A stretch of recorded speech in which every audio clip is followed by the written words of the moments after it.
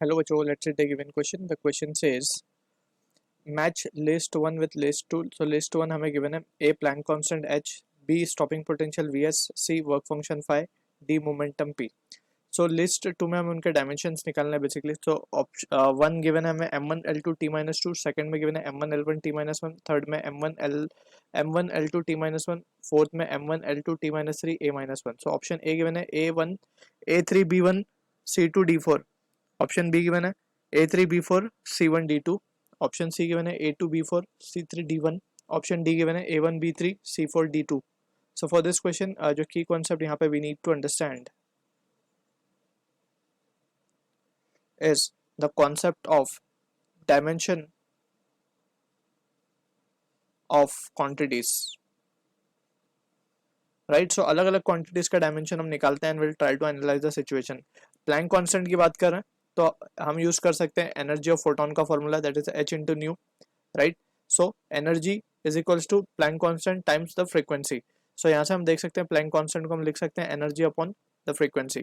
अब एनर्जी के लिए हम डायमेंशन लिख सकते हैं, it is m1 l2 t minus 2 divided by frequency होता है बेसिकली पर सेकेंड यानी कि t minus 1. सो इसको अगर हम देखें so it will B m1 l2 t minus of 3 t minus 1 sorry. ठीक है, तो ये डायमेंशन आ रहा है हमारे पास प्लैंक कांस्टेंट का, जो कि अगर हम देखें तो मैच हो रहा है थर्ड से. So this was our A. So A is matching with 3. ठीक है, तो ऑप्शन सी और डी को तो हम डिस्कार्ड ही कर सकते हैं. अब बात कर लेते हैं स्टॉपिंग पोटेंशियल की.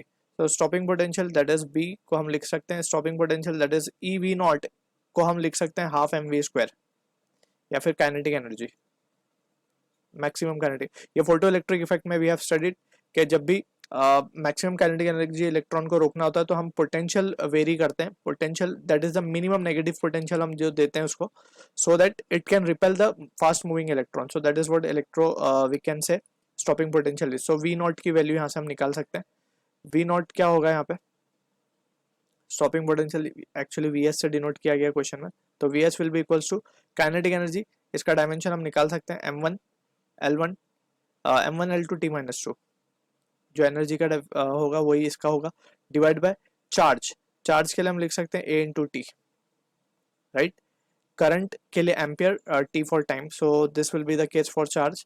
सो ये हो जाएगा हमारे पास m1 l2 t minus of 1 a minus 1. ठीक है, सो और ये t माइनस 3 होगा सॉरी.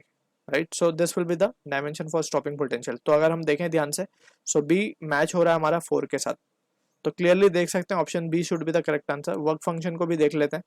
वर्क फंक्शन के लिए हम क्या लिख सकते हैं, फाई. वर्क फंक्शन एक्चुअली क्या होता है, वर्क फंक्शन बेसिकली कि हमें कितना वर्क फंक्शन बताता है हमें कि कितनी एनर्जी हमें देनी पड़ेगी so that we can eject the electron from material. Right, work function का भी जो फॉर्मूला हम लिख सकते हैं that is h nu nought. Nu nought is the threshold frequency, h is Planck constant again. तो यहाँ से हम एच का तो हम निकाल ही चुके हैं dimension, that is m1 l2 t minus 1 और फ्रीक्वेंसी का अगेन t minus 1. तो ये हो जाएगा हमारे पास m1 l2 t minus of 2. So this is the dimension for this work function. तो सी मैच करता हुआ दिख रहा है हमें 1 के साथ. तो क्लियरली ये भी जा रहा है हमारे पास. और फाइनली हम डी को चेक कर सकते हैं.